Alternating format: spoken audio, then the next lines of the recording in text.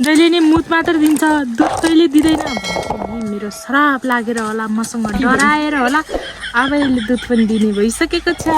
पुन्टेले नै 1 वर्ष ठ्याक्कै पुग्नु, यसले पनि यसले बच्चा पाउँछ है। पुन्टे भाग्यमानी भयो नि त, दुध खान पाउनु भयो। अब कारण स्ट्रङ बनाउनु पर्छ, घिउ र भात खुवाएर, दुध भात खुवाएर बनाउनु पर्छ छोरालाई। सम्धिनी बन्ने कोही छ, सम्पर्क गर्दै गर्नु होला नि। भोलि फेरि पाउँदैन त, बुझ्नुभयो होला नि कुरो। छोरीलाई मास्ताले पढाउने, लेखाउने, ज्ञानी बनाउने। युट्युब च्यानललाई सब्सक्राइब गर्दै गर्नु। खतरा अरू भिडियोहरू पनि हेर्न पाइन्छ। सब्सक्राइब गर्न नभुल्नु होला है। हेलो एभ्रिवान, स्वागत छ तपाईँहरूलाई हाम्रो अर्को नयाँ भिडियोमा। आई होप तपाईँहरू सन्चै हुनुहुन्छ होला, अनि म पनि एकदमै सन्चै छु। म पनि भन्दा नि हामी सबै फ्यामिली एकदमै सन्चै आरामी छु है। अनि ओए हम तो मस्त चिसो पी रहा हूँ मैं, यी चिसो के बिना नहीं बाँच सकती। ओहो, हिन्दी त कडै आयो क्या अरे। अनि खानु कडा। अनि अस्ति भिडियोमा धेरैजनाले क्या तपाईँको घर कता हो दिदी भन्दै हुनुहुन्थ्यो। मेरो घर चाहिँ यता राप्ती 11 कामीटारमा हो होइन। हेर्नु नि यहाँ कस्तो धुवाँ आएको जस्तो कि, हेर्नु न यस्तो छ। कहाली लाग्दो दिनहरू सुरु हुँदैछ। अब यस्तो झ्याउ हुन्छ नि यस्तो दिनहरू भएपछि होइन। पुरा हेर्नु न कहाँ त्यो डढेलो गएको होला होइन, धुवाँ जस्तो आइरहन्छ।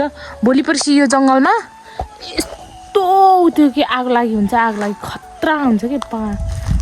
धुवाँ के भन्छ अरे, आगो हुर आउँछ। तर कसले लाउँछ थाहा छैन। त्यसरी वन जङ्गलमा आगो लाउने हो मरुदाहरू। अनि खतरा हुन्छ, के गर्नु। यहीँ छ घर नजिकै झन् है। यता उता निभाएन भने त यतै आइहाल्छ नि। यस्तो घर छ, यस्तो छ। अनि त यताबाट आयो भने त यत्रो छिसिका आयो भने त पुरै जलिएन त। त्यही भएर चाहिँ हामी सतर्क हुनुपर्ने छ कि यस्तो छ। के गर्नु, जिन्दगानी दर्पण छाया यस्तै हो।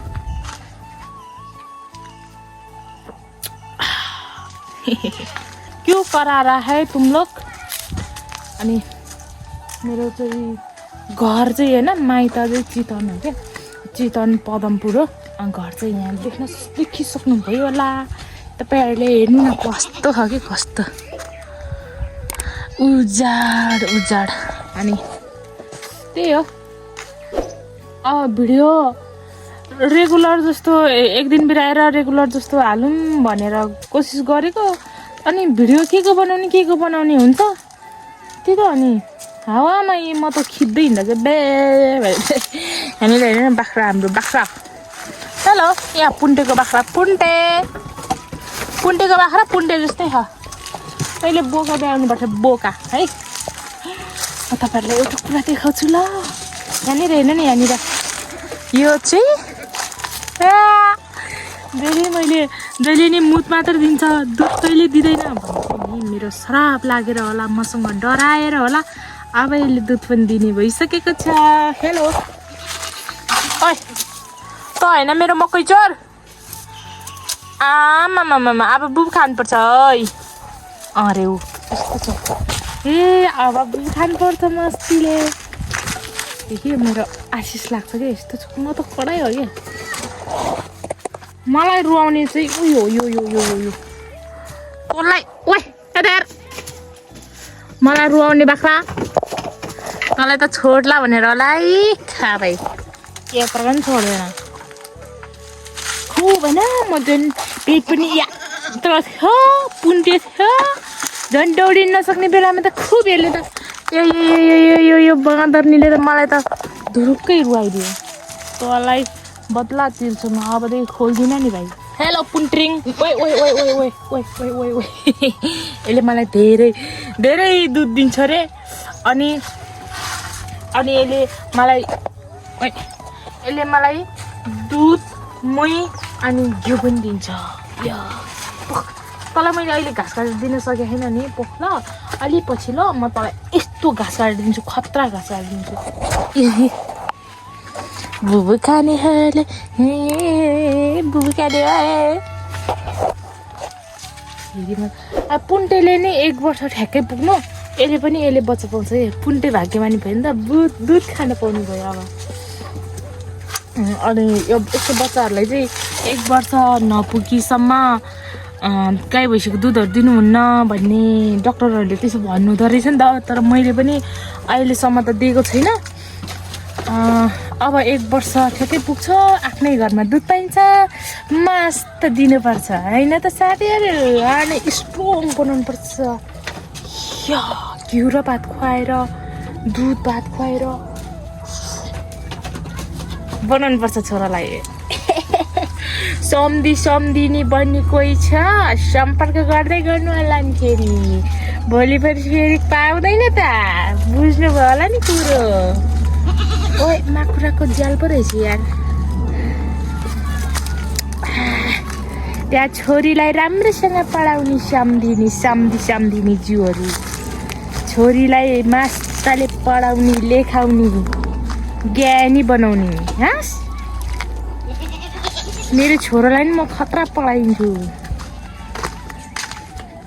बुझ्या होला नि कुरो छोरोलाई ट्यालेन्ट बनाउँछु ज्ञानी बनाउँछु अनि सम्झिनु पर्नुपर्छ तँ तयार भएर बस्दिनु होला ल साथीहरू भिडियो लामोकै बनाउनु र त्यसै त भने होइन म चाहिँ अब घाँस काट्न गएको मेरो छोरो सुतिरहने बेला म घाँस काट्न जान्छु अनि यो दिनु पऱ्यो नि त यिनीहरूलाई रिस उठ्छ रिस पनि मेरो त खुट्टादेखि साना भएर आउँछ फेरि नदिउँ भने मर्ला भनेर हो नत्र त दिन्थेन मैले तर मैले त सधैँ काट्दैन नि फेरि अन्त आमाले काट्छ घाँस पनि अन्त के गर्नु अब काटौँ भने छोरोको पछि कुद्नु मात्रै ठिक हुन्छ त्यस्तै त अनि छोरा हुर्केपछि म काट्छु तिमीहरूलाई घाँस मस्ती मिठो घाँस ल्याएर दिन्छु पोख्न अलि बेला राखेन कि ल अब साथीहरू म चाहिँ घाँस काट्न गएको अनि भिडियो यति नै अनि हाम्रो युट्युब च्यानललाई धेरै माया गरिदिनु अनि साथ सपोर्ट गरिदिनु तपाईँहरूको साथ सपोर्टको धेरै नै खाँचो छ हामीलाई अनि आजभोलि भिडियो जाँदैन दिमाग खराब जाँदैन भन्दा पनि रेगुलर भिडियो दिन सके पो जानु त होइन के भन्छ अरे सब्सक्राइब पनि घटिरहेको छ अनि